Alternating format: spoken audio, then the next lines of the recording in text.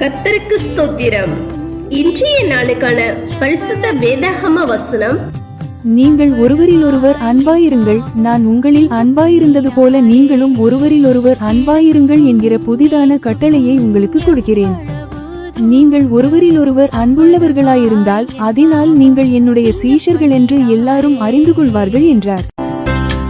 கிழக்குக்கும் மேற்குக்கும் எவ்வளவு தூரம்